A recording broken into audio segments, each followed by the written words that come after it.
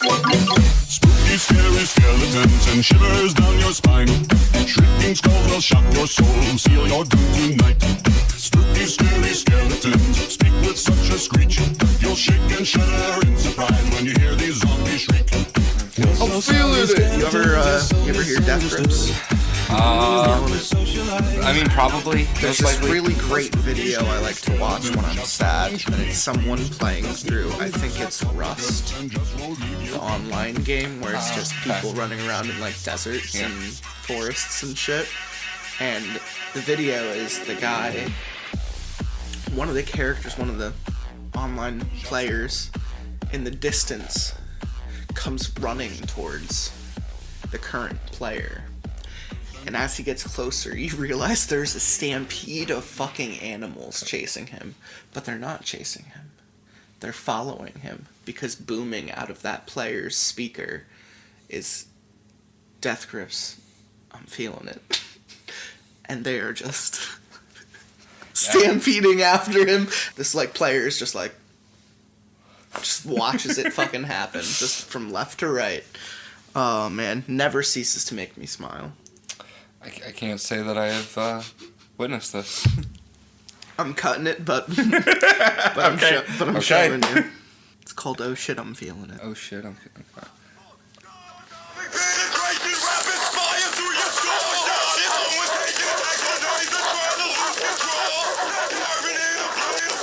They're not attacking him. They're not attacking this player. They're not attacking him. I'm feeling it. I'm feeling it. I'm feeling it. And they just go off in the fucking distance, like never to be seen again. Just chasing him forever. It's fun shit like that I'm experiencing currently on Sea of Thieves. I am having so much fucking fun talking like a fucking Scottish pirate and just getting drunk on people's ships, throwing up everywhere, and then being like, I'm fucking sorry, laddie, I can't fucking hold it in. And people eat that shit up, specifically when you commit. I've been thinking about streaming it, but I don't know what I'm gonna like. what was Franz McBoo who had an idea for us to like start streaming us playing games, but as like no video, no cam of us playing, but like it would be us talking. So I think he called it instead of lots of pasta. I'm gonna fuck it up. Because I don't remember. He had like a really good fucking name for if we started streaming. And I've always thought about it because when we play Friday the 13th, when we play Sea of Thieves, like, oh my god, some funny shit just fucking happens. I think a lot of us just in this type of creative environment, like the people that get involved with the types of things that you and I do, a lot of those people consider streaming a lot. I've considered it. What would you stream? Magic the Gathering. Yes, you would. Yes, I would. So recently, I'm gonna nerd out for just a moment here. There's this thing on Magic Online called Going Infinite, and it doesn't necessarily mean that you're making money, but it means that you are no longer putting money into the game. Ah, yeah. And I have recently gone infinite for fuck yeah, like multiple months. That's awesome. Yeah, so like I'm at the point where I'm just like I'm doing tournaments and I'm making like, you know, like pennies on the dollar, but like I'm making profit and able to turn that into more tournament entries. And I can't like actually cash out. Like I could at like a 40% like, loss type situation, but I'm able to continue to play. That's still fucking awesome. Yeah, like that's the goal, is just to keep on playing. And because I throw so much fucking money at this game. Yeah, I've seen. Yeah. Have I been sending you the Snapchats of the boxes I've been buying? Yeah, I'm pretty sure. So when you see a box, which I have 4 now, do you comprehend the amount of money invested into that box? Couple $100? Between 1 to 2 to 3. Yeah. Most of the ones that I have are in that 1.5 to 2, and I'm actually investing them. Yeah. I'm not planning on opening these boxes. I'm planning on sitting on these boxes, and 4 or 5 years down the road, these boxes are going to be worth more money than what I paid to obtain them. So that I've been That's a long con. It is. But you're gonna. I'm so committed. You're gonna get some net profit. Yeah, I mean, I've done it with actual cards in the game. Yeah. Too, like, and that's just part of playing for as long as I have. Yeah. Like, so now I'm just like stepping it up a level. I played Magic for about 2 months. I remember you had I probably remember more about what you played than you do. You had a black-blue Tezzeret deck because you had opened like one Tezzeret from a booster pack. I got a couple boosters, but they all had, a higher level. Yeah, they had mythic rares. Yes. Yes. And I was told how to use them, and I tried.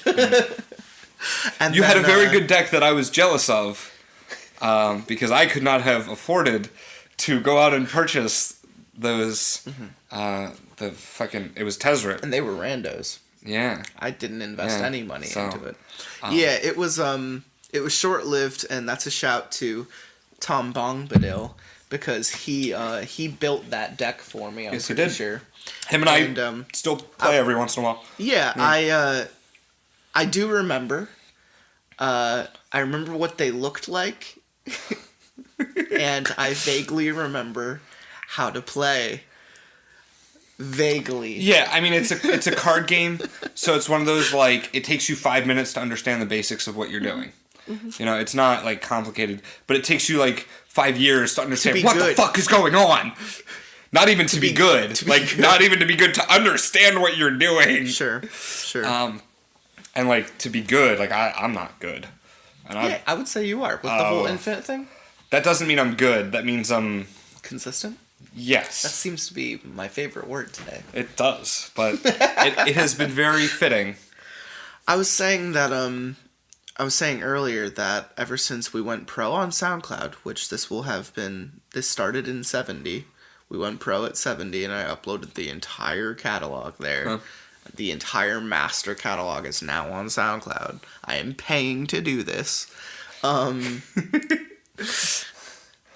And this is 91. This is episode 91 with Where Am I? Where am I? And I was saying that one of the things that I think has gotten us like twice as many listens in like a week's time is just consistency. And we just seem to stick to some good stories. Yeah. Just interesting full episode stories and just getting them out there, and people are just like real fucking into it. I think the Goatman episode is blowing up. That's a solid fucking episode. That is one of my favorites, yes. Shout out to Gestalt for that one. Sir Booberry's episodes are always super good, and 72 is no exception. We do something like very supernatural-ish, but it's just one long fucking story, and I think that's the first time he does that with me. Just one long one. And that's actually going to be interesting, because technically, if the listener can figure out the timeline, that will come out next Friday. So I haven't heard 72 yet. Yeah. But you've been raving about it all night. So now I'm excited. Dad Stapes is super fun because it does some really unexpected things, like some real you're going into the final act and they introduce a fucking final act twist, and you're just like, this fucking changes things. Yeah. And it's one where you're constantly second guessing the point. It's kind of like Cube. Anyway, I mean, it's not. It is thematically nothing like Cube. It is just, it had me trying to figure out the purpose. And, like, a movie hasn't done that real well since Cube. So, like, the story elicits the same emotions from me. That's all I'm saying. Huh. You ever see Cube? I have. Fun time. I believe I've only seen it once. It was 100% on this couch. Yeah. Or at least this position. In this room. Yes, it was in this room. And it was most certainly early enough in the morning that I understand the concept of what happens in the movie, but if you ask me any specifics, I will say, yeah. Yeah. No, it's Canadian. I feel like not a lot of people know about it, so I'm just going to talk about it a little bit. That is fair. Canadian art house horror from the fucking 90s. A streamer I follow, Wrecker, recently played a game that is literally Cube. It's like 4 people get dropped into a room with 4 doors, and it's all kind of weird techno-y. Okay. And through each door, they have the option to throw their shoes and see if the room is trapped. And if it's not, they're basically racing to get to the finish point. Yeah. And it's not called Cube or anything like that, but God knows that they literally took the premise of Cube and turned it into a fucking game. I just need to get the title. What was this fucking game called? Oh my god. I can't fucking find it. Ah, shit, I'm feeling it. Yeah, I'm fucking stoned. No. Okay, so the game I've been trying to fucking think of for the past 5 fucking minutes is called Half Dead, and it's 4 people, premise of Cube, hilarity ensues, because the room traps are really funny, and you could kind of push people into them and run past them. And, yeah. You know, sometimes it just fucks everyone, and everyone just starts from the top, and it seems to be the kind of thing where it's like, you play it for maybe an hour a night with 3 funny people, and it would probably get old after like a week. So, fair enough. But it's funny enough that maybe you come back to it like once a month. You know, it's kind of like Friday the 13th. The game never changes. It's the people that do, and you never know what kind of outcome you're gonna have, because sometimes the Jason is real shit, and you're having a fun time just running around and shitting on his face. And the other times, Jason's real good, he's not letting up, and you're the first one he fucking finds. There's always so many different ways the game can go, and that's the same kind of way Half Dead is, because it's like, each person is checking like a different direction to like start the game and like throwing boots. Sometimes if their room is trapped and they lose a boot, they just run into someone else's fucking room, not knowing if it's a trap or not. And like it's different every time, you know, different start off room, different loadout room. But yeah, it's just super fucking. It's a rat maze, you know. Yeah. It's funny. But anyway, this is Lots of Pasta. This is episode 91. And Where Am I? Where am I? And I are gonna read 2 stories on this episode, which is the first time we ever really divvied the actions, but I think we can make something fun out of it. Yeah. I mean, we always make something fun out of. Yeah, I'm just saying, like, maybe with. there's absolutely. I was just thinking maybe there's a way we could do voices or something. Yeah, I was listening to my last episode on the drive up here. And yeah, your episode timeline wise, his last episode, which was 71, was just released today. Mm-hmm. So we're recording 91, 71's release day. It was actually a really funny story because 20 weeks ago, time travel. Yeah, well, I had to get my brand new phone from my mom, and I was gonna do it on Wednesday when I had the snow day, you know, hang out with my family, blah blah blah blah blah. And I wasn't able to do that because there was a snowstorm, and I wasn't about to drive through a snowstorm. Yeah. So you sent me the message you send every Friday, like, here's the episode, here's your link, you're live, ready to go. And I'm planning on coming up tonight with the sole purpose of picking up a cell phone and driving back. Because at this point, like, sounds so shitty. Yeah, well, I have to mail the old one back to them. Yeah, I've done that before. So it's like... The online upgrades. Yeah, I was on a time crunch because it came on Monday, which... like, would have been fine if we hadn't had the snowstorm, but now all of a sudden, like, it's like, okay, if I don't do this Friday night, like, that takes up my whole day Sunday, and to be honest, I would rather lose a Friday night than spend all day Sunday with my parents. I absolutely understand that. So I was like, okay, you sent me the link, and I said, what are you doing tonight? And you said... Yo. You know, at the time I had plans, but the plans very quickly deteriorated when I just followed up on them. Yeah. So I hang out with Disco D every Friday. That's when we do our thing. We get high and we watch SpongeBob and we eat pizza or Wawa, and then we play Mario Party. Because we're 13. Yes. Being a child is wonderful. He and I are 13-year-olds. And that's why we rewatched all 7 fucking seasons of Are You Afraid of the Dark? Which is where his Disco Dracula dance music comes from. Oh, he doesn't record as much anymore because he is literally so mad by the time he gets to my house at like 8 on a Friday and has to work at like 8 on Saturday. He's just always like, I don't want to go to work. Yeah. And I feel for you, bud. I really do. I work tomorrow. I do. I also work tomorrow. And I have a morning meeting that I'm not allowed to be late to. Right. Yeah. Because they threatened us real hard yesterday because the one girl was, like, super late. So they were like, yo, if you're, like... I don't clock in. Like, I show up and I'm good to go. And they were like, yo, if you're late, I'm docking your pay. Mm-hmm. And, like, this was, like, I'm cracking down the whip. So now I fucking...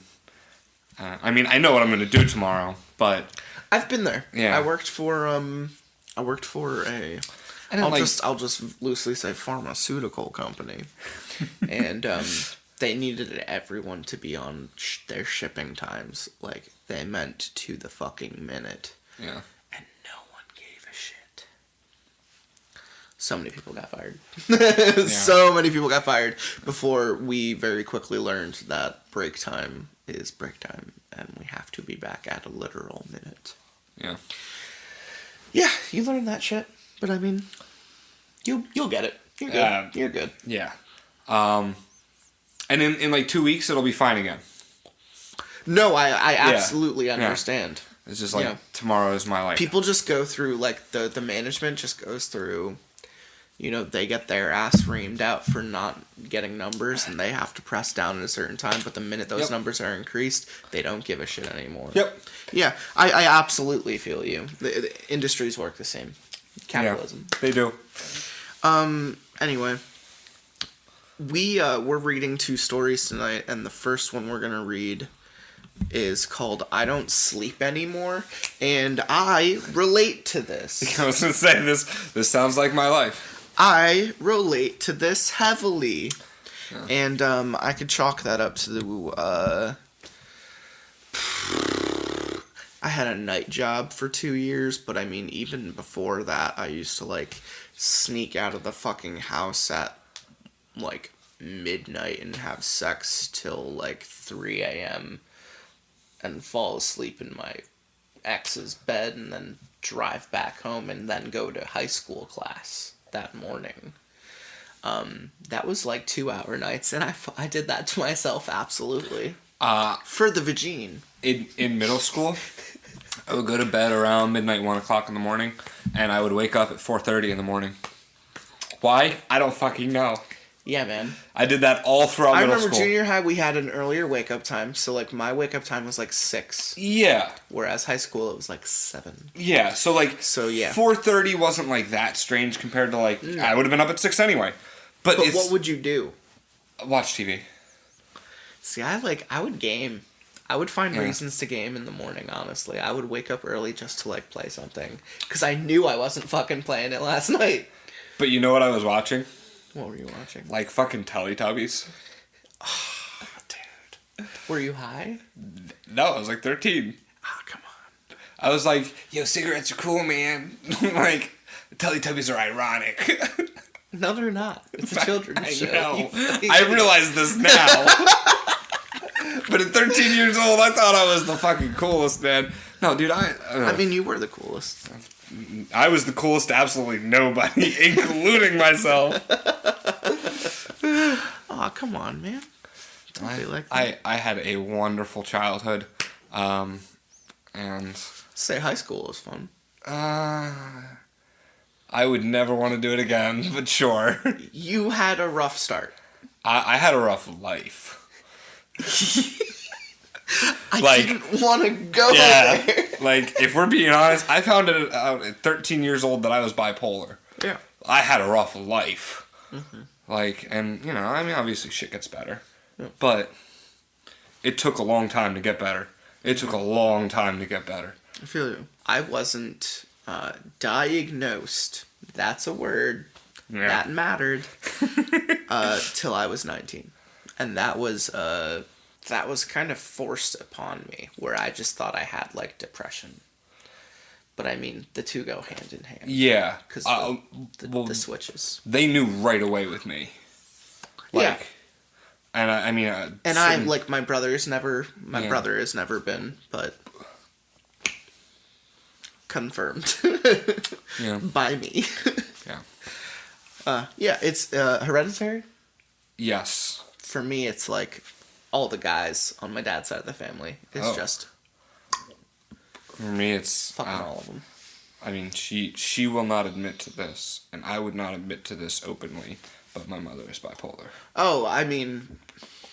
my mother's got something going on. Yeah. I know she's fucking schizo in some goddamn way, but she'll never admit it.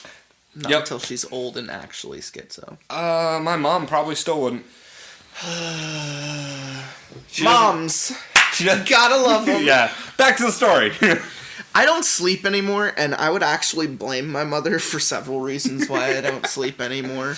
But I don't, and I don't know what to chalk it up to anymore. Maybe it's because I feel like I feel like my time is so much more precious now, so I spend much more of it awake doing things I like, and I often come to regret them, like recording till 2 o'clock in the morning with someone.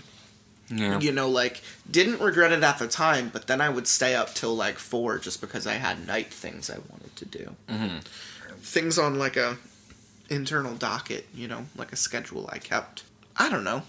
There's just times where I stay up till fucking 6 o'clock in the morning playing a fucking video game. Who fucking knows? And I work at 9, so it's like... yeah. Hour of sleep, hour and a half of sleep. What's life? We're going anyway, yeah. What's life? You know, whatever. I don't sleep anymore. What would you do? Is that like a thing that you feel now? Do you feel not sleeping now? Or was it something you got through? I mean, I have spouts of insomnia, yes. Mm-hmm. But I think that I can control my insomnia a lot better now. And, like, well, yes, I get less sleep than the average person. I get more sleep than I used to.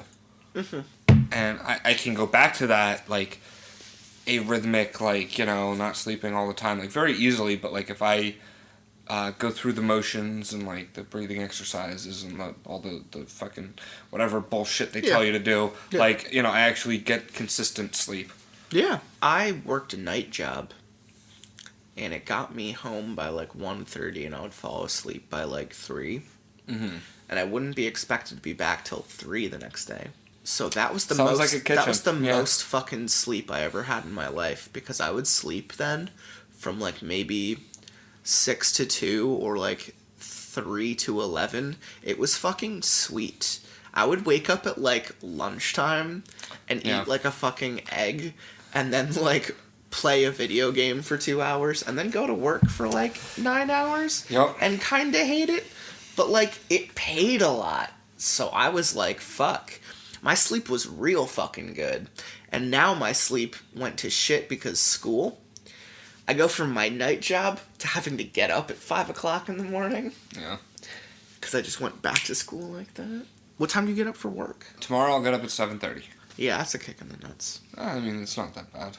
What time do you go to sleep? I try and put myself in a situation where I can fall asleep by midnight. That's not happening tonight. Oh, no, tonight, not at all. No, that's... I'm fully aware, like, I'm going to blast a bunch of Adderall in the morning, and I'll be fine. Yeah. It's one of those Saturdays. Yeah.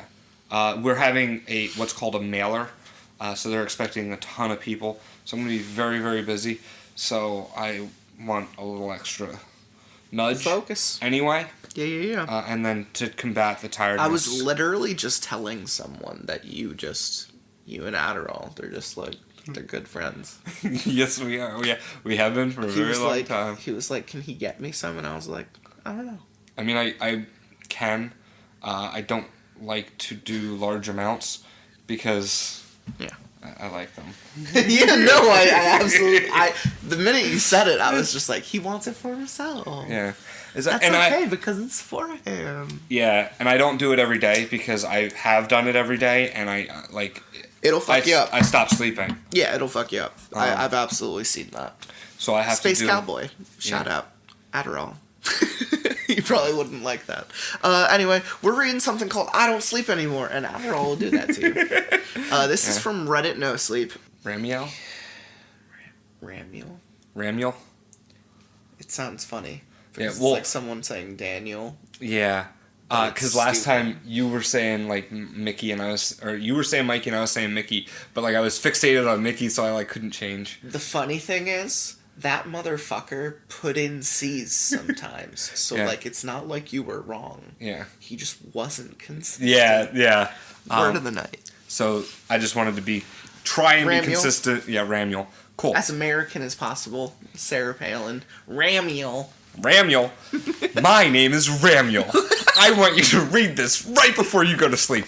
Trust me. It's better this way. That's it's the best way to start a fucking story. You're gonna fucking hate me.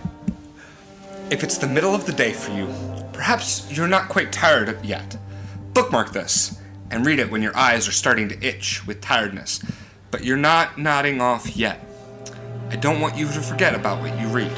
I'm on the tall, skinny side of my Arabic family.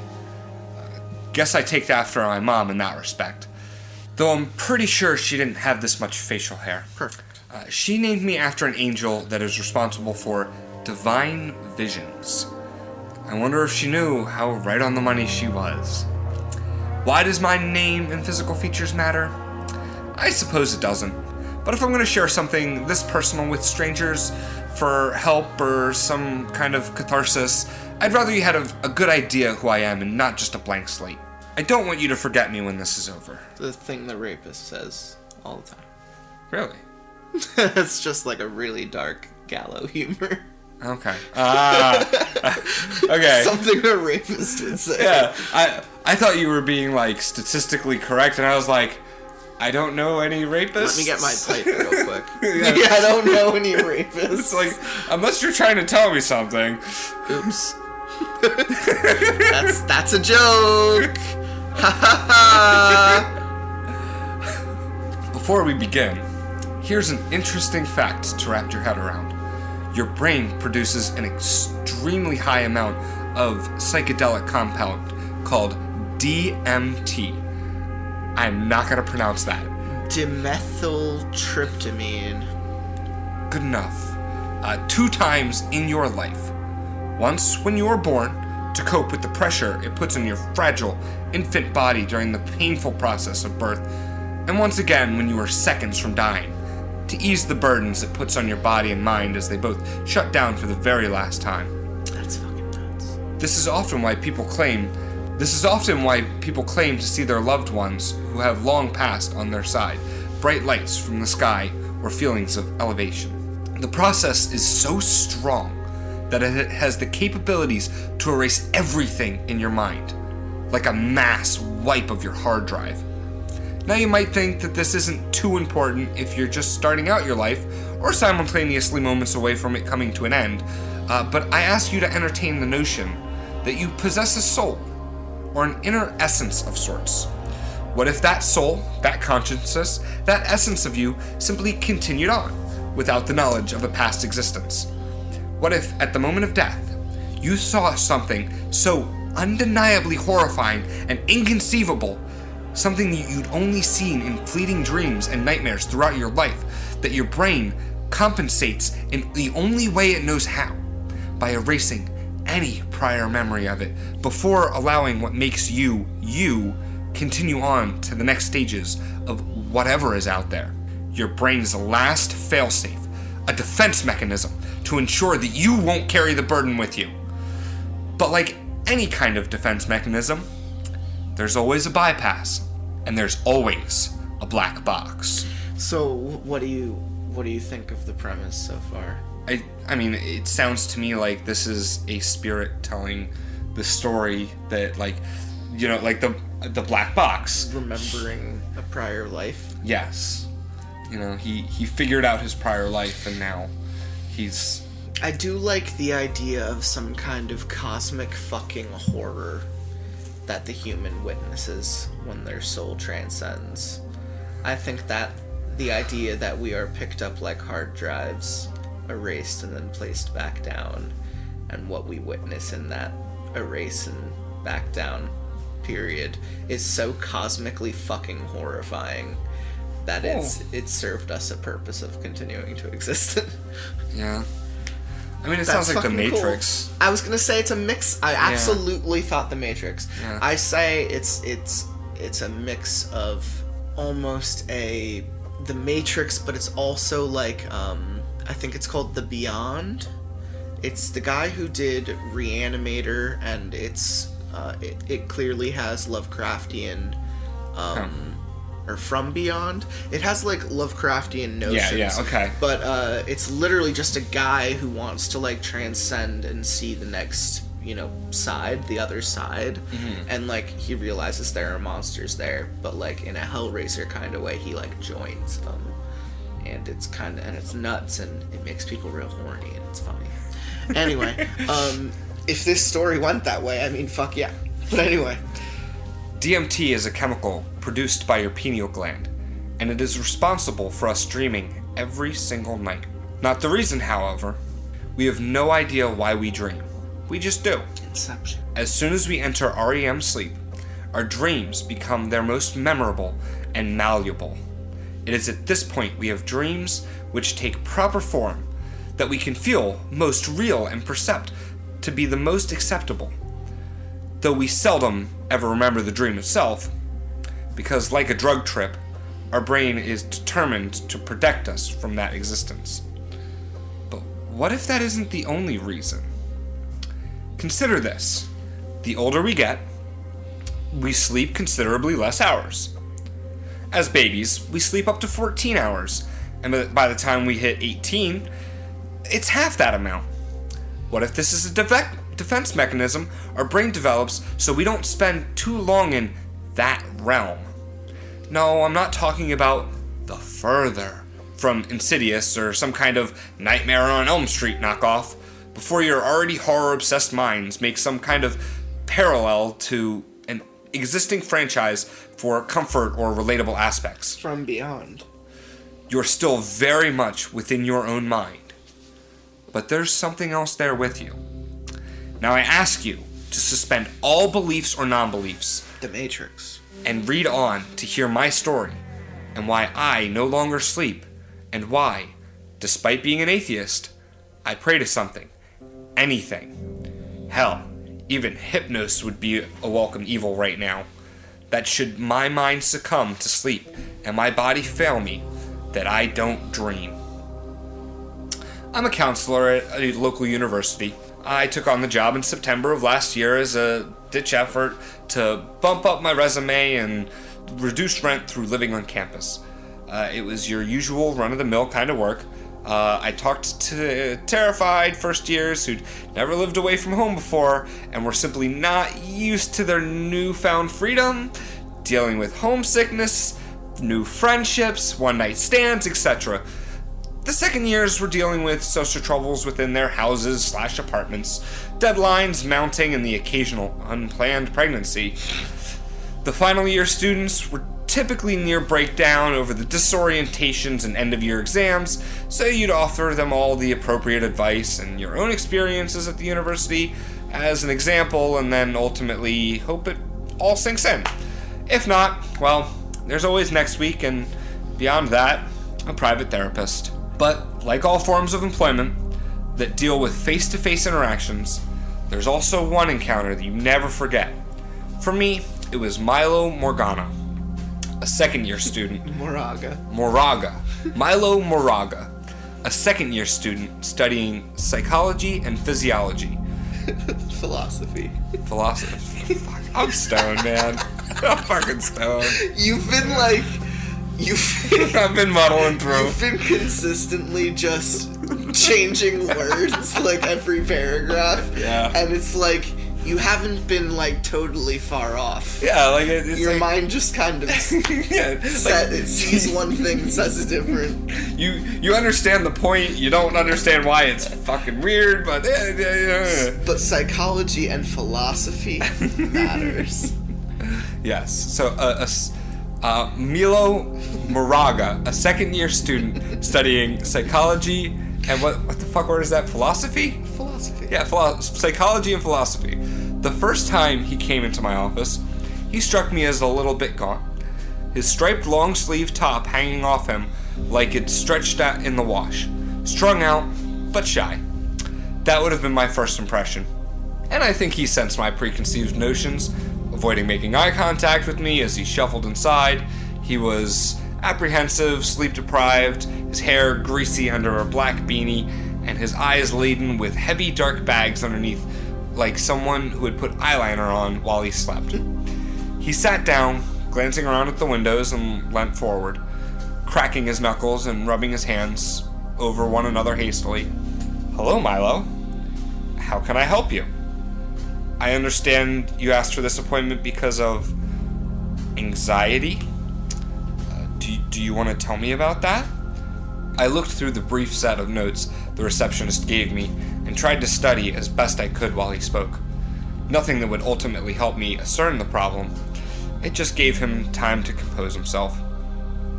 He didn't respond, just kept shuffling in his chair. I guess he wasn't 100% sure he could come here. "Your lecturer sent you here, didn't they?"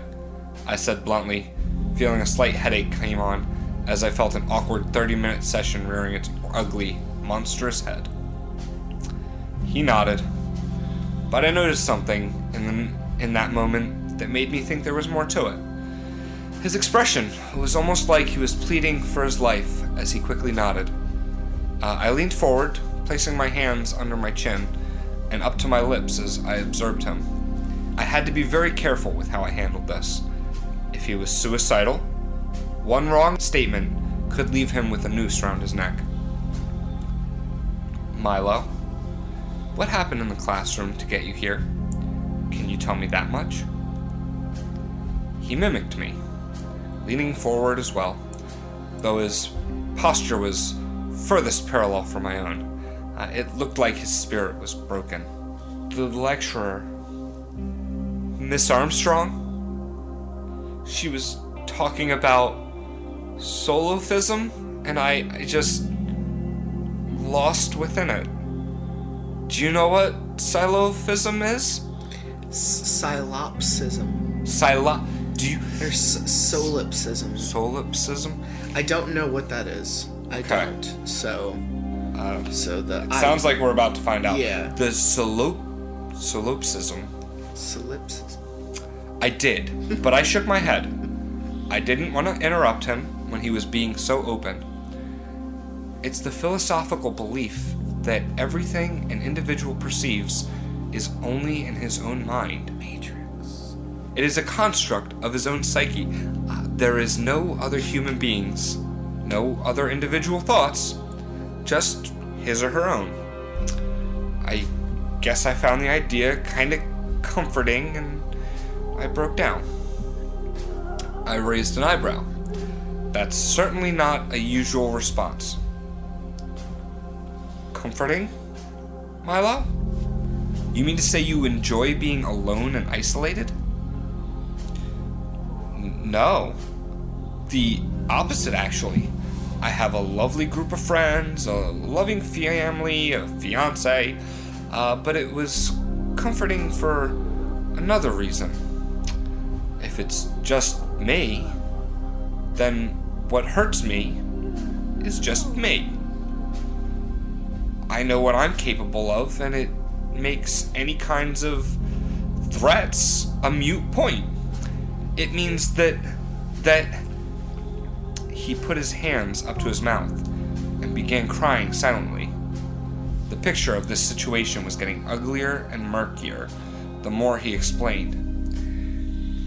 "It means that I might not die after all." I rolled up my sleeves, my flannel shirt already beginning to chafe me. First signs of stress, I suppose. I looked down at my charm bracelet my wife bought me and took a deep breath in. I knew this was going to be rough. It's my dreams, Doc. There's something in my dreams. I can't sleep anymore. Each time I do it, it's like I can sense I'm going into that place again, journeying deeper into the void with every evening.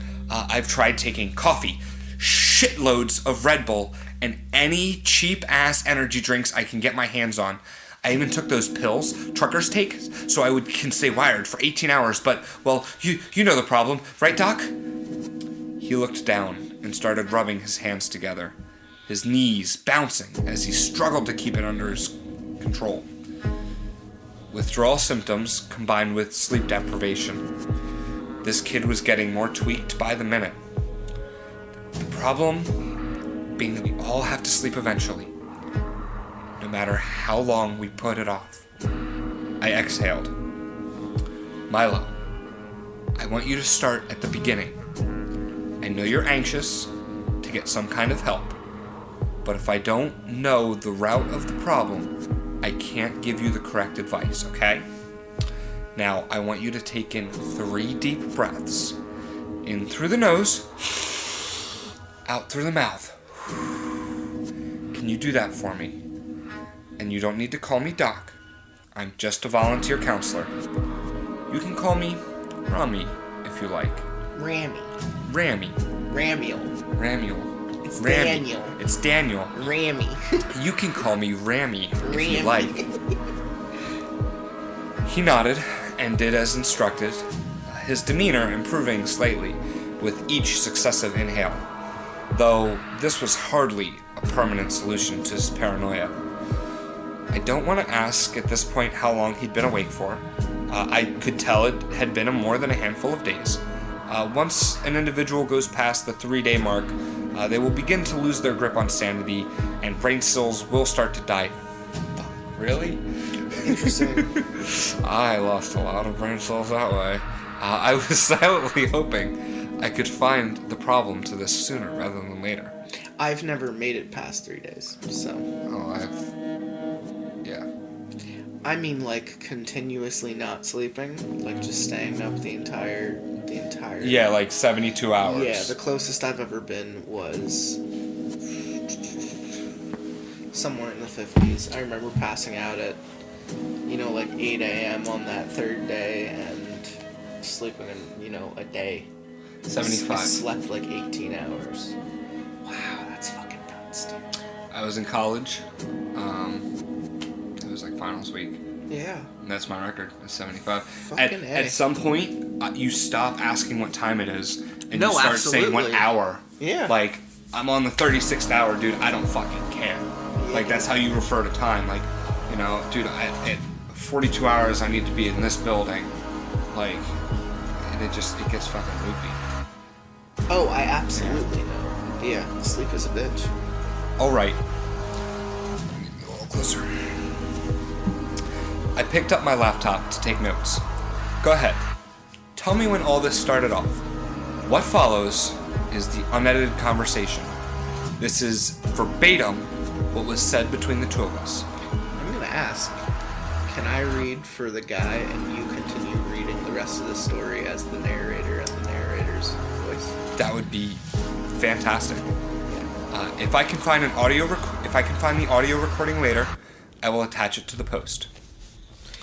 Do you know much about lucid dreaming, Rami? I know a little. Just that it's something practiced that allows for complete control of the dream by the dreamer. He nods before continuing. There's a learning curve to it. You need to lie in bed and shut out all outside sounds and impulses. The typical things, really. The sensation to scratch your arm, to roll over, to block out the voices. He stops and stared at me with fear. I didn't mean to tell you that. It's alright. We'll get to it later. Let's just focus on why and not how for the moment. What made you decide to lucid dream in the first place? He shifted in his chair and suddenly looked very timid. I kept seeing him in my dreams. That stupid fucking Christmas sweater. that ugly ass fedora. And he had like spoons on his hands or something. I don't fucking know. He was fucking weird though. He's fucking weird, bro. Like, I swear to fucking God, dude.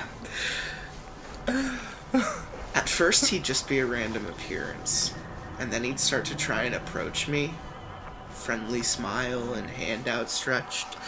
He was greeting an old friend. Never threatening or hostile, just attempting to make contact with me.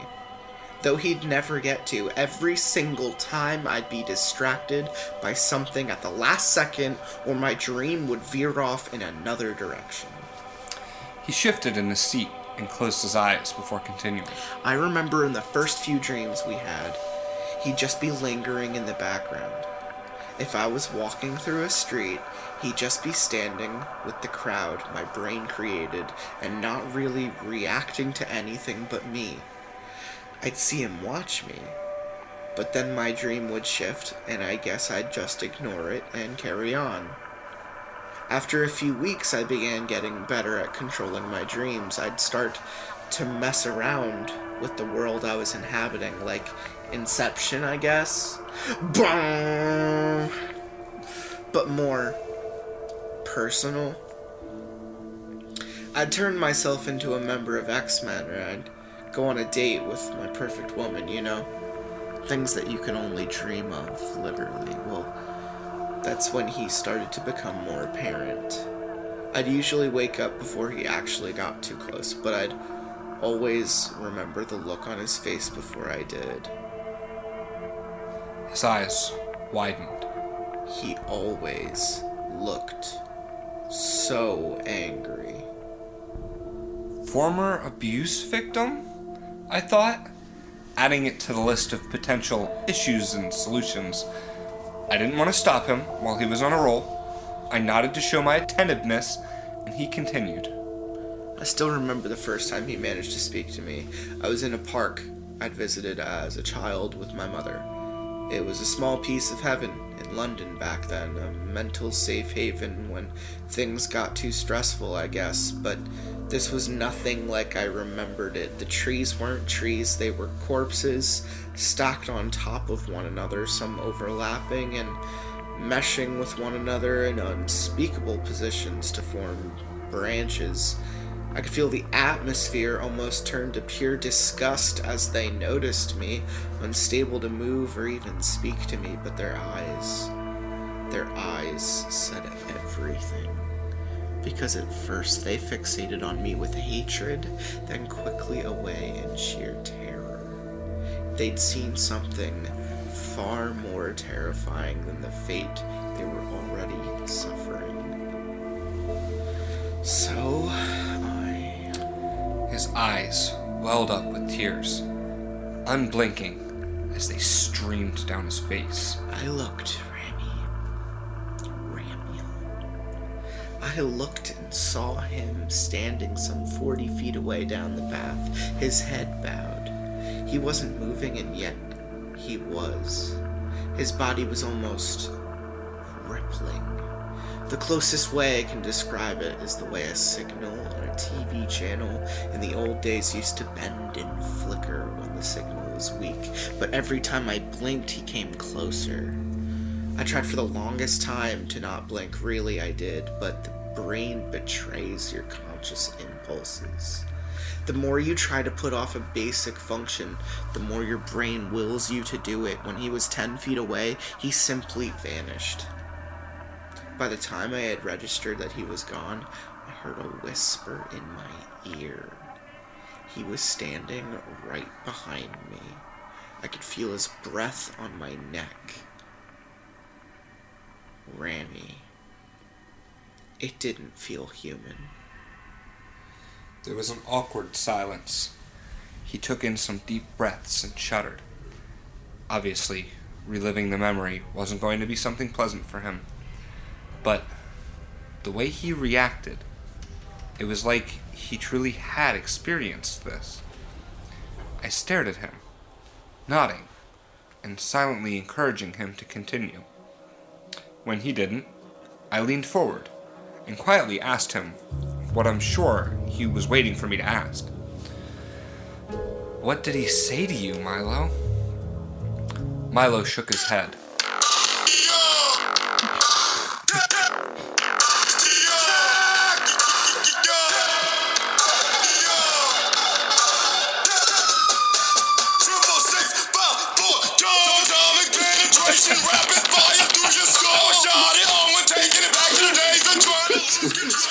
So much for adding it in post. It was literally death grips. That's what he was saying to me, Rami.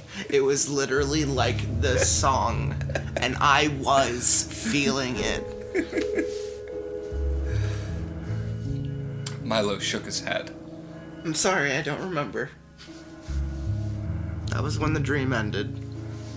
I didn't see him again in my dreams for a while. We talked for a little while longer, mainly about his anxieties in crowds and eye contact. Then our time came to an end and we scheduled an appointment for the following week. This would be our last session together. It was a Monday morning and I had just come back from a friend's wedding. My wife and I had been drinking, so by the time I had gotten to the office, I was nursing a hangover. My flannel shirt covered the bruises I'd sustained falling over my best pair of jeans smeared in alcohol. It was a day my mind was not in the work, I suppose. I just wanted to get home and go to sleep. Milo came in earlier than planned. He looked desperate. He was pulling at his hair, biting his fingernails, pacing constantly. It didn't look like he had seen any sleep at all. I sent a text to my colleague asking for security to come over as soon as possible. He was going to need to be sectioned off for his own safety. How on earth he'd managed to go this long without his friends or fiancé doing something is beyond me. I remember what he said, Randy. I remember it clearly now. He said between pants and more nail-biting. Okay, Milo. Why don't you take a seat and we'll talk it out. He ignored that, but stopped pacing and stared intently at me. I'll be right here. Always. He put his arms around himself, a self-defense mechanism when a person's personal space has been violated. That was what he said. I heard it again and again every time I closed my eyes. And you know what I'm thinking? This motherfucker watched a lot of E.T. Because all I'm hearing in my head is, I'll be right here. And then it's like Snape. Always. Yeah. Anyway. He started bashing at his temples. It won't fucking stop! All I could do at this point was try and keep talking and calm until security got here. Did this make you afraid to dream, Milo? He started laughing, his face showing the complete opposite of his vocal expression. Pure incredulity and fear on his face against the guttural sound of his manic laughter. You don't get it, do you? He didn't mean just when I dream. He meant always. Now I know. Now I know for sure. He took a deep breath in and his demeanor shifted. He suddenly looked like a man, almost at peace. Not content, but willing to let go. Thanks for listening, Doc. Sharing this with someone was important to me. And to him. He's going to have his work cut out for him, I'm sure. And just like that, he got up and left. I followed him out, naturally concerned for him. I watched him leave the building and cross the road. Then he did something I won't ever forget. He turned to me, smiling, outstretched his hands, crying openly as a vehicle struck him. I didn't even see it coming. I was so captivated by his expression. I couldn't even bring myself to go over to his body. I gave my statement and went straight home. All I could do was look in the mirror, wondering what it was that was bothering me so much about how I looked and why Milo outstretched his hand was so disturbing to me. When I looked at myself, I didn't see a 6 foot, 150 pound, brown colored hipster. I saw someone. That's very niche. That is such a description that I didn't need it. But anyway. Well, he also starts off at the beginning saying he wants the personality. He wants you to have that physical connection to. That's a good point. You know, he could have easily been nameless. Yes. He could be Jax Colon. Could be Jackson. I saw someone troubled. Someone who didn't look like they'd slept much lately. Someone like Milo. I got a phone call from the hospital later on that evening. Milo was in a coma and on life support. Whoa, he lived? He was non-responsive and likely brain dead. His family were choosing to keep him on life support in lieu of their religious and moral views. Values would have worked. See, sometimes you're on, sometimes you're on the fucking money. This is actually a thing that like I've been dealing with like my whole life, and I don't understand it.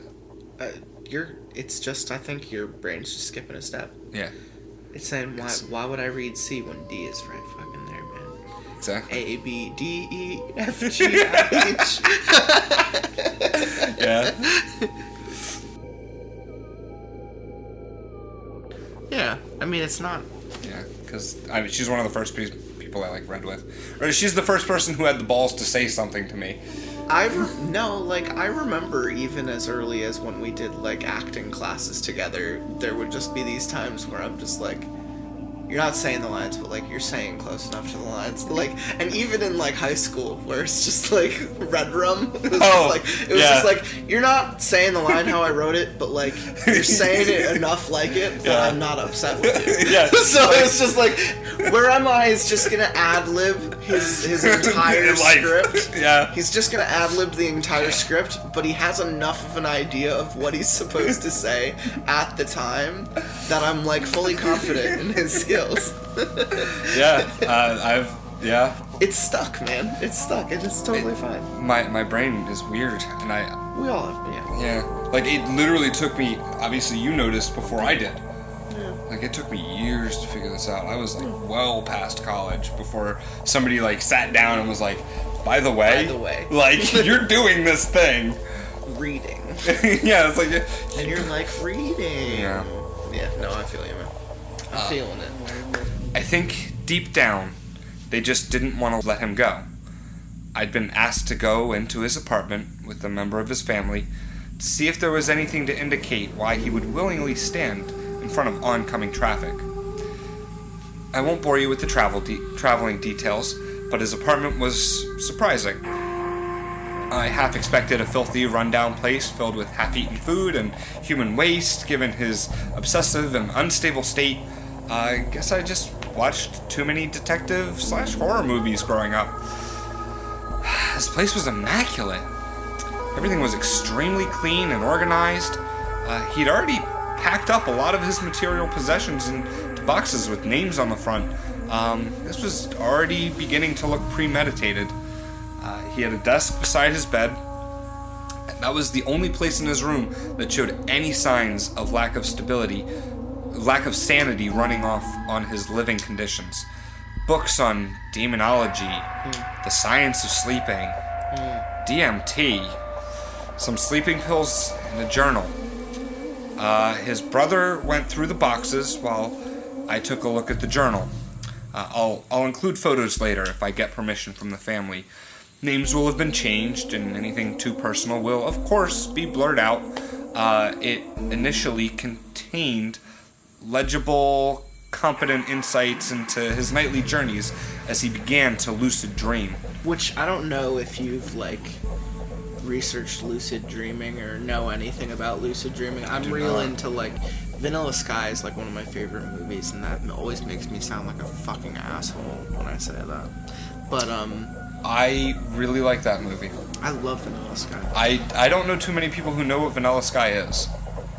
It's very niche. Yeah. But anyway, But it kind of makes sense. Oh, like absolutely, that we're the type of people that would enjoy that. Yeah. I just think lucid dreaming is really fucking interesting because I've had that experience. Like, I've had a dream where, like, I know it's a dream and I fucking turn it around, but I continue fucking dreaming. And I'm just like... Okay, yeah, I mean, like they say, you know, they're like lucid dreaming tips and like things to like think about, and like Django and I have talked about this in episodes, I think 34 and 35. I love fucking referencing those episodes.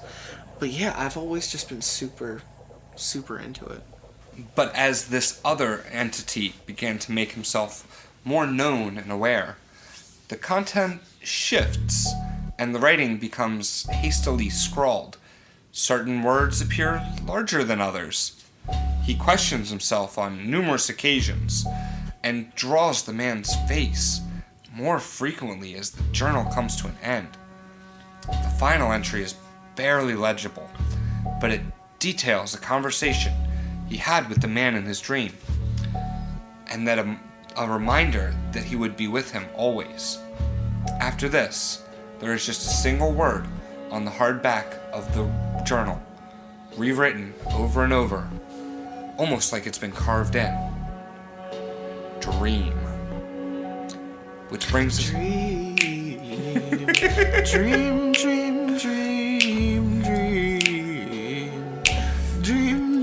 I'm sorry, I love that song. I'm now picturing like the word dream being carved in like rainbow, like not rainbow, the seashell like going spiraling inward. I forget exactly what the artwork is called, but you know, you put on the 3D glasses and you're all stoned and you look at the thing. That's what I'm picturing this dream word becoming. I need my 3D glasses to look at the dream. It just makes me think of a little bit of it's still like, I know he says not to think of Nightmare on Elm Street, but like, it's hard not to. Fucking A, man. Yeah. Don't write a fucking story about a man in your dreams. Like, number one, trope's been taken. Wes Craven beat you to it 40 years ago. Actually, yeah, 40 years ago. Which brings us to the final part of this story, the present. I'm sure you'd all love to discover that I'm actually cursed, or that this story will follow some typical archetype of horror shorts, and I'm moments away from death, passing on a final message. But as I'm sure you're all coming to realize, that is not the case. I just woke up from a lucid dream. I've never had one before, nor do I know how I had one. But it was definitely a lucid dream. I was able to control my own reality, my own physical form, and everything around me. It was here I saw Milo. He approached me, slowly, and before I could even say anything, he asked me a favor. Pull the plug. Let me die. I was so taken aback that my rational thought process dissipated for a moment, and I wondered, was this perhaps a shared dream? I can't take the torture anymore, Rami. Please tell my family I love them, but I need to be let go. It's okay. You don't need to suffer anymore in the real world. I'll do what I can to convince them. I croaked, placing a hand on his shoulder. Milo's smile faded. I'm not talking about the torture there, Rami. I'm talking about the torture here. Without being able to wake up, he has complete control. I'm his new puppet, and he wants to play forever. He has no physical form. This is where he resides. This is where he plays. He looked over my shoulder and back at me, with a sad smile on his face. Now he's chosen you as his new playmate. He knows you're going to take my place. Look at my journal again. Look at the drawings. You'll need to remember. He turned to walk away, leaving me feeling completely hopeless in my own lucid dream. Oh, and Rami, don't turn around. I didn't, but my entire being was willing me to. It's that same feeling of anxiety you get when you're home alone at night and you have the feeling someone is watching you. A crushing, horrifying feeling. I woke up in a cold sweat and did as he said.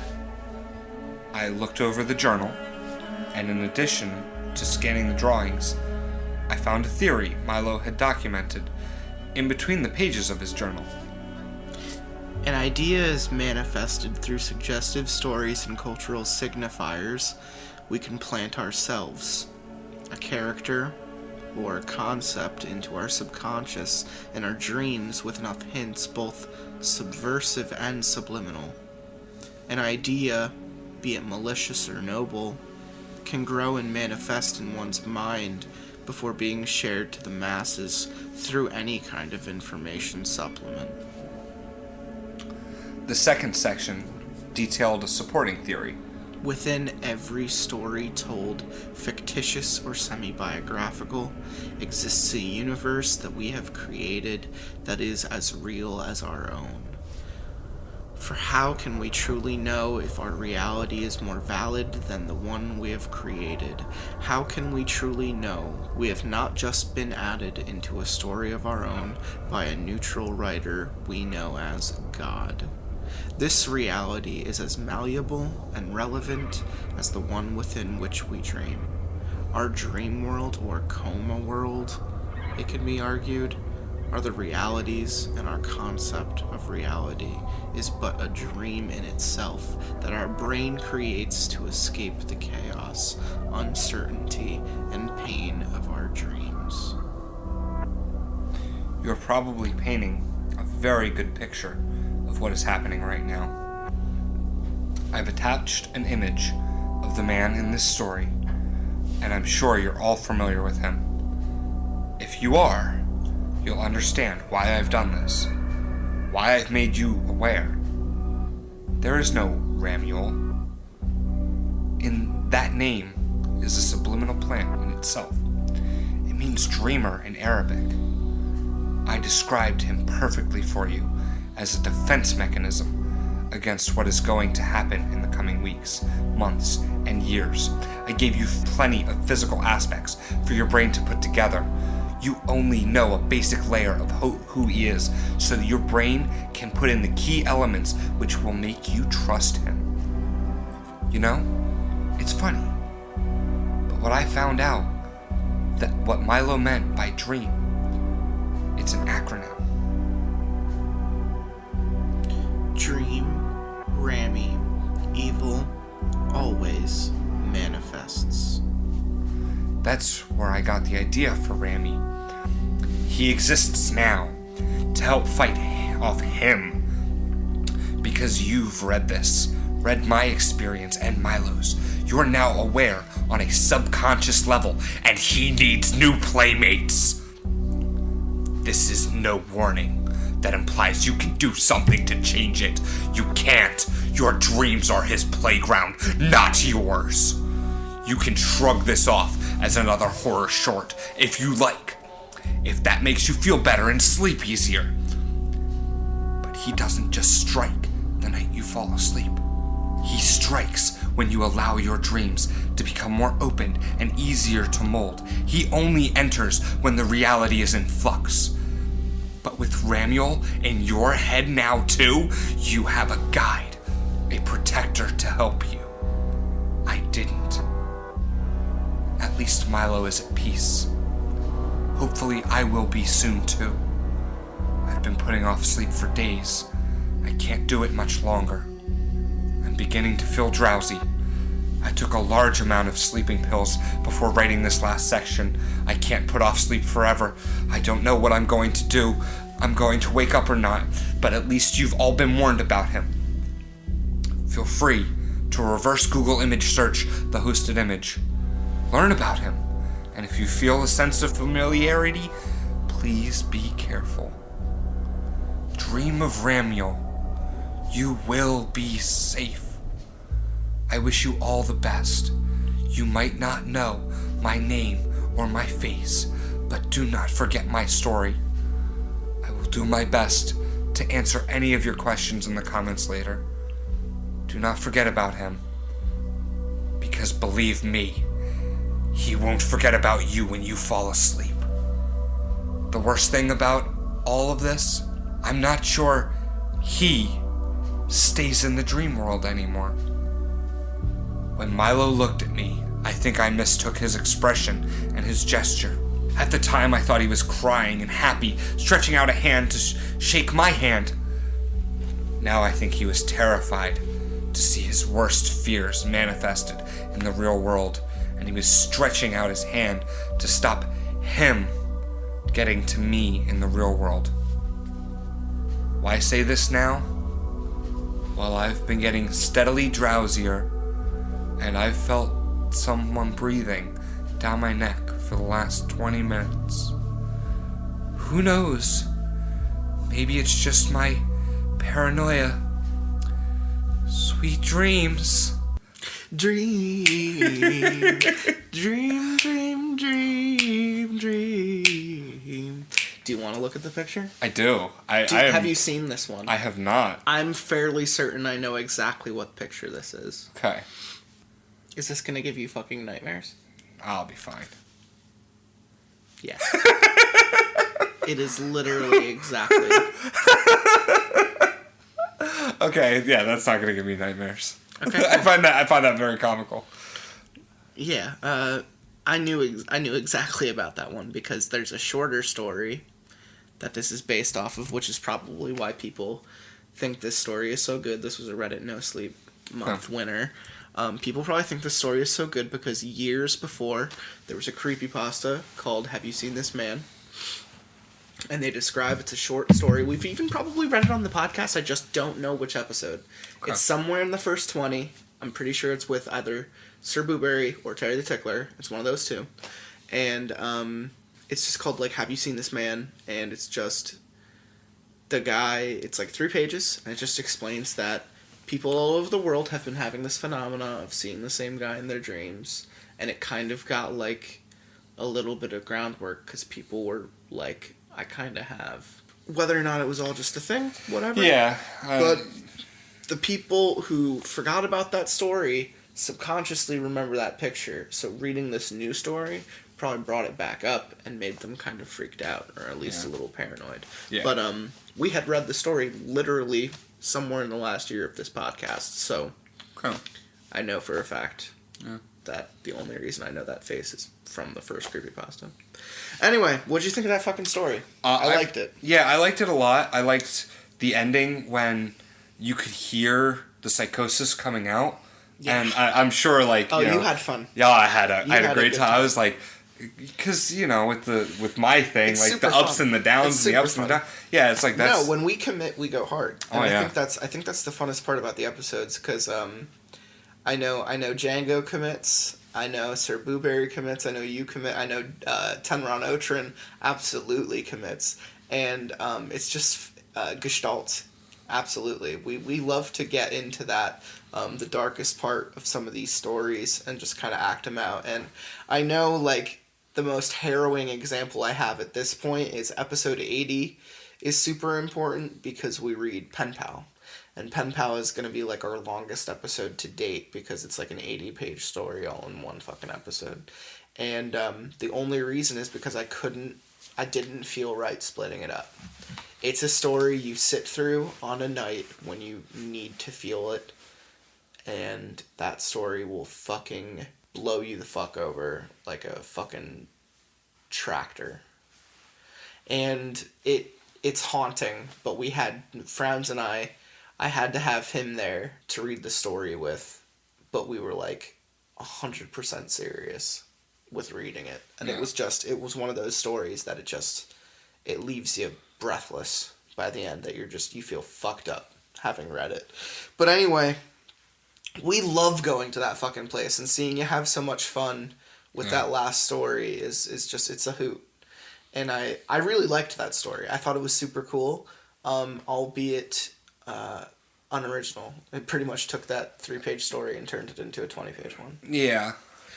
And also followed a lot of characteristics of other stories that we mentioned throughout reading the story. It was pretty trope heavy. It was pretty. I didn't see that twist at the end coming. That, like, the narrator isn't even, a person that they've just been misleading us the whole time. Like, I thought that was cool. Well, I did think the name Ramuel was full of shit anyway, so... I mean, it almost seemed like you could... The narrator was sincere, but the narrator didn't have full control. Yeah, I agree. Yeah, absolutely. But that presents a fun narrative. I am going to grab one more beer before we start this one. It's 11:11, Yisha. Grab me a cider. The next story we're reading is something I've had for a long time. It's not particularly important, at least I don't think it is, because, I don't know, it's in the random list. It wasn't even in its own thing. That might have just been a length difference. This could be a Reddit no-sleep winner. This could just be a completely random no-sleep story. I'm going to read this one, and you're going to read for one of the voices, and of course I'm going to make you read for the little kid. Okay. So that first line, this is the Ant King, by the way. Do not confuse this with 50-foot ant, because I would love to fucking read that, but it's 300 goddamn pages. This is just something called the Ant King. Male or female? I'm thinking this is a little kid, and I'm going to let you go with it. Son. Oh, fantastic. Hello, son. Buggy! It's just an ant, I remarked calmly as I felt it crunch beneath my shoe. Buggy, buggy! I picked my foot up and watched as the maimed and dying ant twitched and tried to run away. My son screamed at the sight of it and fled to his bedroom. I couldn't understand why he was such a pussy. Thank you. Why he was so afraid of insects, especially ants. He was 18. I was gonna say 18. That would be a time. Why is he such a pussy? He was 8 years old, for Christ's sake. He watched from the doorway to his bedroom, hugging a blanket as I plucked the dead ant off the floor and took it over to the trash can. You do realize that when you go outside, there are literally millions of insects out there with you, right? When you're playing in the front yard, there's probably hundreds of ants around you. You just don't notice. Thanks for traumatizing me, Dad. I'm never going outside again! He declared, slamming the door. You're being ridiculous, I said through the door. I hate buggies! You love caterpillars. They don't count! Look, just use a shoe or a book or something. I'm not going near them. My wife Lisa came up behind me. What's going on? Brandon saw an ant. Oh, Brandon, honey, it's lunchtime. I'm not coming out, there's buggies out there! I killed the ant, Brandon, I said. Are there any more? He opened the door and peeked out. Not any that I can see, Lisa said, pushing his door open the rest of the way and holding his hand. Now come on and have lunch. I didn't say anything as she led him away, but I watched him looking all around desperately, sure that he was going to see another ant coming at him. Every spring our house develops a bit of an ant problem. I don't get where they get in, but we kill them left and right until Lisa gets fed up and calls an exterminator. They pop up for a couple more days afterward, then eventually disappear for the rest of the year.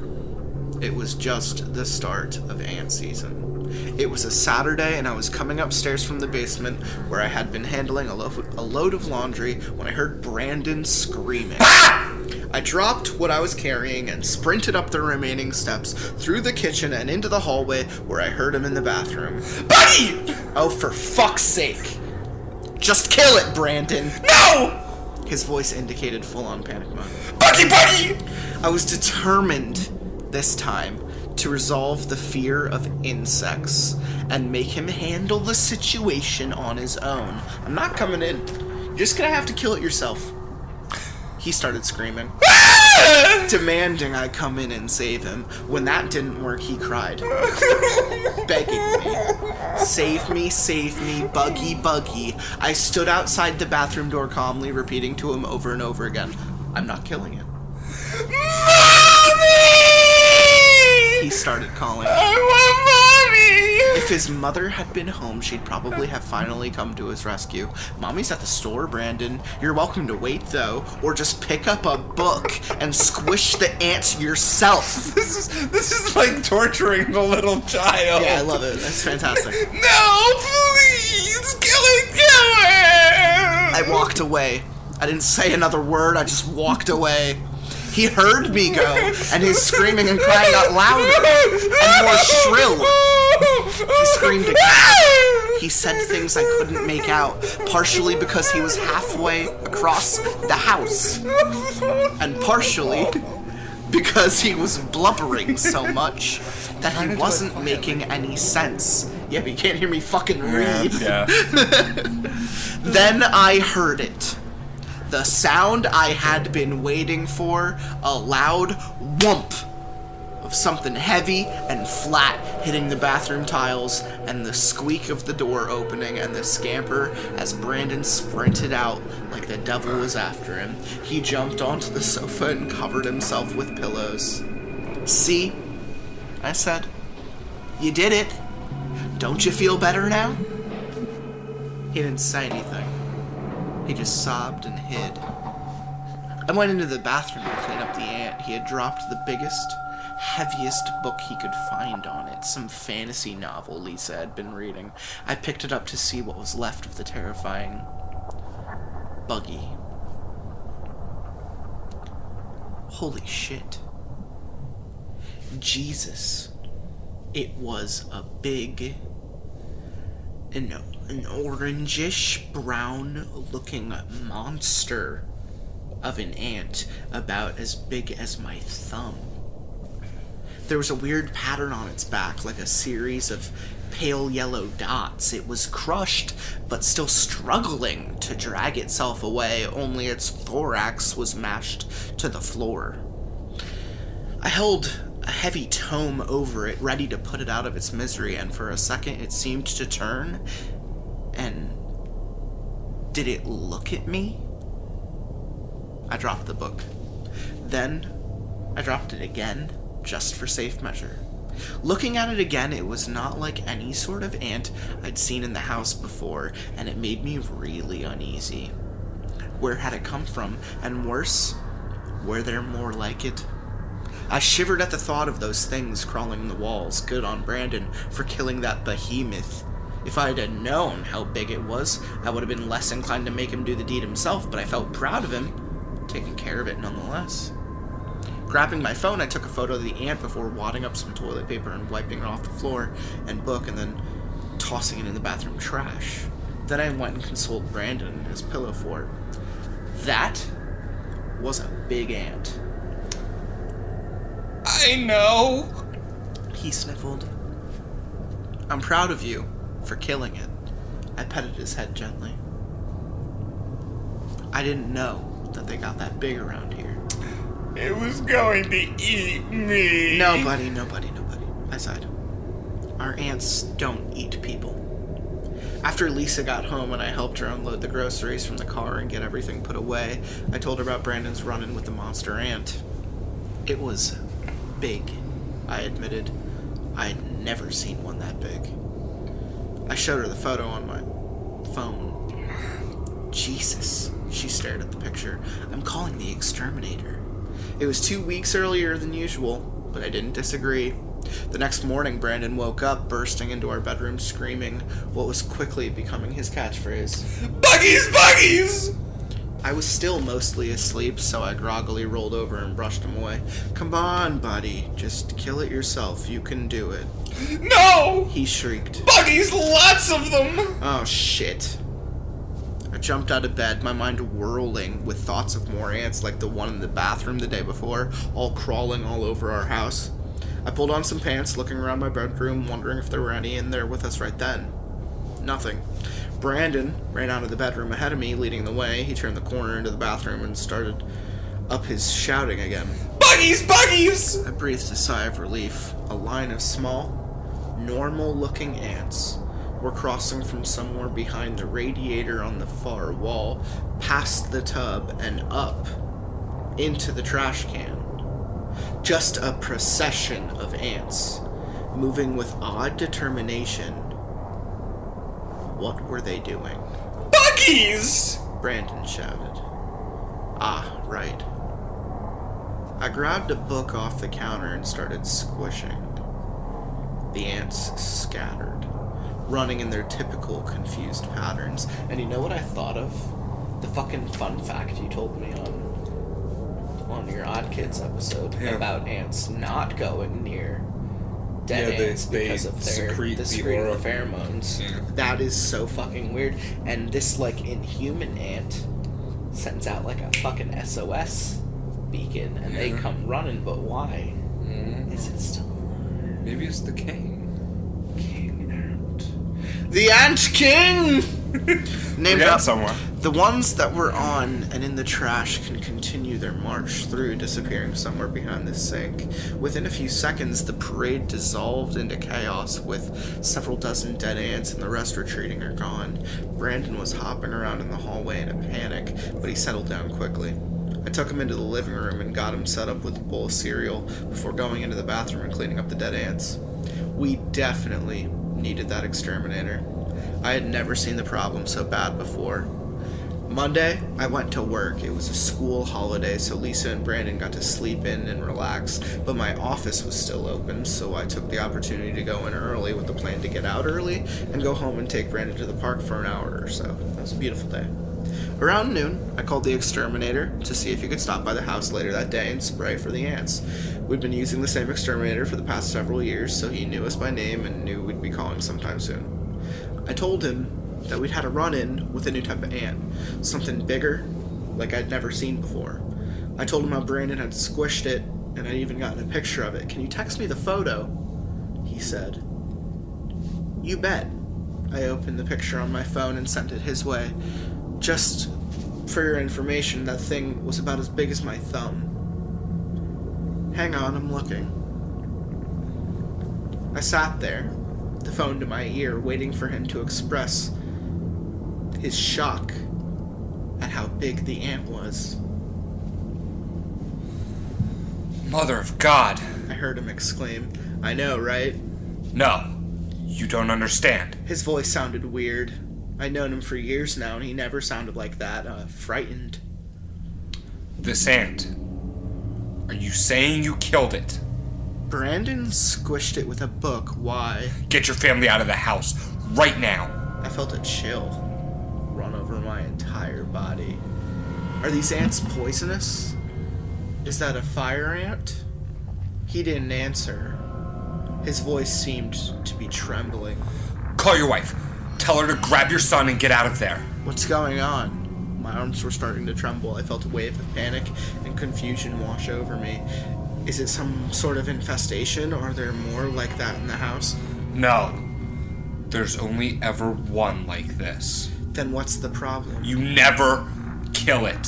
What? You never kill this ant. If you do... What? What happens? I had my work phone in my other hand, desperately trying to dial Lisa's cell phone number, but at the same time, my head was in a fog and I wasn't sure if I was punching the right numbers or not. On top of that, she had a bad habit of not answering her phone when I call. I don't know why she answers every other call, but when it comes to me, I always end up having to leave a voicemail. Every colony has a queen, you know? Yeah, was this a queen? Lisa's phone kept ringing. Come on, pick up, pick up. No. This is more like the king. I've never heard of an ant king. I'm not saying it's a king, just... Look, get your family out of the house. Lisa didn't answer. I called the landline. It rang, and then I heard our voicemail intro and slammed my phone back into its cradle in frustration. I've got to go, I told the exterminator. Go. Was all he said. The house was eerily quiet when I pulled up. Only the sound of our air conditioning unit broke the silence. My stomach was in knots, but even with the confused thoughts rushing through my head, I could sense what was wrong. There were no birds chirping, no squirrels making noises from the branches of the trees. Everything was dead silent. Sitting out on the lawn was Brandon's bicycle, tipped over. No, that was okay. He often left it like that when he had to run inside to use the bathroom or got called in for lunch. There's nothing ominous about a tipped over bike. The front door was unlocked. That's okay, I thought. Just another sign he ran inside for some reason. Standing in the front hall where Brandon and Lisa's shoes were, I called their names. Nobody replied. The living room was cold. Lisa usually ran the air conditioning on hot days like the one until the inside was a reasonable temperature, then she turned it off. But nobody had turned it off this time. "Honey?" I said loudly as I instinctively turned off the AC. "Brandon?" Our cat Sebastian was lying in the middle of the living room. Or rather, Sebastian's bones were. He had been picked clean. Nothing left but tufts of black and white fur and his skeleton. Oh my god. I ran into the dining room where the two of them had abandoned a lunch of soup and sandwiches. The table was covered with a swarm of black ants, just a carpet of moving bodies as they picked apart the sandwiches and carried the crumbs off. The moment I entered the room, the army of ants dropped what they were doing and converged, pouring off the table in waves toward me. I've never seen anything like it before. They just tumbled over each other to get to me. I felt a scream lodge itself in my throat and suddenly knew the terror that Brandon had felt when he had seen these buggies. Crazed and panicking, I stomped through the tiny attackers. They swarmed over my shoes. Even as their brethren were crushed beneath them, they moved so fast. Oh god, they just kept coming, tearing at the fabric and the laces and up toward my socks. I ran through them, just charged through, shouting at the top of my lungs, even as I felt them on my ankles and calves, swatting at my legs as I tried to keep them off of me, but prevent them from getting onto my hands, one giant Gulliver versus hundreds of Lilliputians. Somehow I made it through to the other side of the dining room and into the kitchen. Ants were crawling up my legs and my pants, but I brushed them with my hands, never stopping to let the rest catch up. A dozen or so continued to pinch or bite at my ankles, and I tried to mash them against the insides of my shoe as I ran. In the far corner was a small fire extinguisher. I didn't even know if it worked, but I planned to find out. Pulling it from the wall without stopping, I held it up as I continued to retreat into the back hallway, reading the instructions. Jesus, don't let it be a fucking Mensa test just to use this thing. No, okay, there was just a pin I had to pull, and then it was ready to use. The tide of angry ants skittered across the kitchen floor. There weren't many, just 100 or so, just the leftovers of the ones who'd stuck around to loot the lunch from our table. Something bit me near the back of the knee, but I ignored it. I angled the nozzle of the extinguisher at the massive little fuckers, and with a roar, squeezed the handle, dousing them in white foam. Their assault was slowed by the cloud of chemicals. The entirety of the attacking force got a good dose, and with relief, I watched as they reacted with confusion and then, hopefully, agonizing death. Within seconds, every last ant had stopped moving. I reached behind me and pinched the one off the back of my leg, squeezing it till it popped. Fuck you, Lisa and Brandon. Oh god, please let them be okay. I found them in Brandon's room.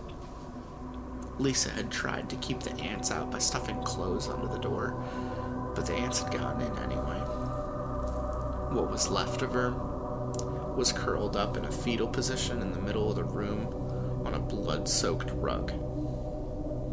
I guess the ants had found her harder to pick clean than the cat. They'd given up halfway. When I saw her, I fell to my knees, crying and horrified. My stomach was a knot, and I vomited before I realized I was going to. A noise from the closet brought me back to my senses. "Brandon?" I whispered, still afraid that I hadn't seen the last of the ants. "Buddy, are you in there?" I crept past Lisa's remains and pulled open the closet door slowly, fearfully.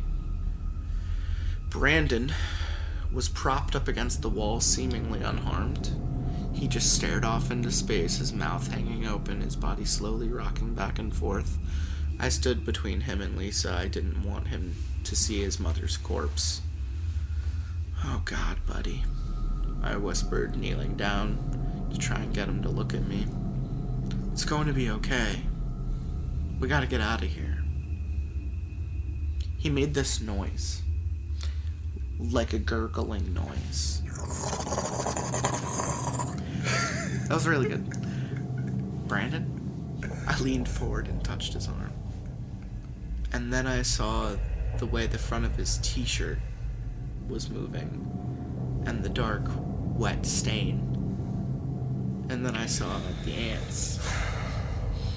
The ants in the far back of his mouth, and the ants that crawled out from under his eyelids, and the ants that started pouring out over the neckline of his shirt with pieces of his insides.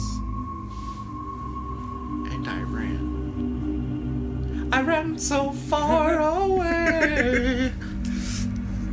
I ran out of that house, just got in my car, and fled. I don't sleep these days. I don't sleep anymore. Yeah. These ants, there's ants. I don't sleep these days. There's ants everywhere. And I don't know if they're still hunting me. I kill them every chance I get. I don't take joy in it. I do it simply for self-preservation. So far, they haven't tried to fight back. I don't know what I'd do if I ever saw another one like the one in the bathroom that day. Whether I'd let it live or kill it and run the risk of invoking their wrath again. I think I might kill it. For Brandon. Buggies. Buggies! Well, he didn't seem to really love his family in the first place, so like... Yeah. That's such a shitty thing to say at the end of the story, but like, let's be honest. You're torturing your son with an ant. Didn't really feel for the whole B-movie horror that it was delivering, but like... Yeah. But I did like it. Yeah. It was a fun read. It was a well-told story, although I think that the topic of the story was a little lackluster. Because like ants. Yeah. It's like no matter... It could have been spiders. Spiders probably would have been a little more fear-striking.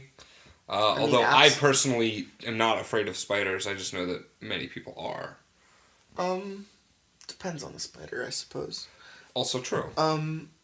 Yeah, I mean, no matter how many ants there are, even if they bit you, it's like getting a hair follicle plucked, you know, like... Yeah. That would take a long time for them to break your skin, and like, yeah. The story didn't take place in fucking Africa or Australia, you know? Like, this was America, and in America there are like two types of ants, and they're really... Red and black. And they're really fucking small, and they don't do shit. If this was Africa, like, I'd fucking believe you, because...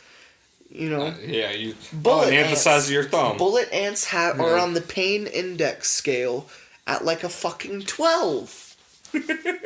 You know, that shit's dialed to 11. That's like getting punched by a small person, an ant-sized person, an ant king, if you will. Yeah. But anyway, it's a little too unbelievable. I think spiders are too on the nose. But then again, spiders would have been so cliche. I don't really give a shit about bugs in the first place. I think it doesn't... It's not about the specifics, not really. It's about how you use them. And using them like piranha is not scary. Yeah. Because it's illogical. I think the first story we read was fantastic. I think the second one, like I said, it was very well written. Yeah. You know, like it was good. It was a good suspenseful. Read. It was a good read. It was written well. The dialogue was fun. It built up. You kind of understood what was going to happen. Yeah, but I mean nothing new. Yeah. That's a new thing. That's a new reaction I've been having. The stories have been rather unsurprising lately, and that doesn't mean they're bad. You know, just expected. Mm-hmm. You know, to be expected. Bedtime, very to be expected. the Ouija board stories we just read on the last 2 episodes. To be expected. But, nothing wrong with a good stereotype. Not really. Yeah. Asshole dad. Tired kid. Yeah. It's like, sick of your bullshit, you're 8 years old. Freddy oh, Krueger. fuck, now you're dead. Nightmare unibrow. Yeah. You know. Whatever, man. I had a lot of fun. This was a fun episode. Yes, it was. Do you feel like I mean, I think this is your last episode before we see you on the other side of the 100. Most likely, yeah. Most likely, yeah. So, unless I get lucky at like 97, 98. We'll see you. But this was still like a fun episode, and I want to know, like, after the 100th, like, do you see yourself being more into reading shorter stories, or do you want to just go back into doing something long? I prefer the long stories. Yeah, because I got something fucking planned for you, and I know you're gonna be into it. Okay. The fucking Alzheimer's. Yeah. The fucking Alzheimer's story. Where am I? It's just a guy who goes through the alphabet, and he remembers. He remembers things in his life, I think, and he remembers them by going through the alphabet. So, like, he has Alzheimer's, and he wakes up every day, and he's just like, A, B, C, D, E, F, G, and he, like, remembers what each of them mean, and it helps him, like, remember. Okay. But I think some of them, I think the point of the creepiness of that story is, like, some of those things tell him, like, not to remember. Yeah. To, like, stay away from certain things and people. Yeah. Yeah. You can get behind that, can't you? Oh, yeah. Yeah. Yeah, man. There's some people in my life that I wish weren't in my life, yeah. Yeah, and if you were gifted Alzheimer's. Yeah, then I could forget those people in my life and be like, who are you? Where am I? Oh, this was a fun episode. This was lots of pasta with where am I? Yeah, I have to work in the morning. Oh, god damn it. I didn't know Disco Dracula was here. Motherfucker. Anything you want to say before we sign off? No. Great. Yeah, that's what I got. Cut. 2 to the 1, from the 1 to the 3. I like good pussy and I like good trees. Smoke so much weed you wouldn't believe, and I get more ass than a toilet seat. 3 to the 1, from the 1 to the 3. I met a bad bitch last night in the D. Let me tell you how I made her leave with me. Conversation and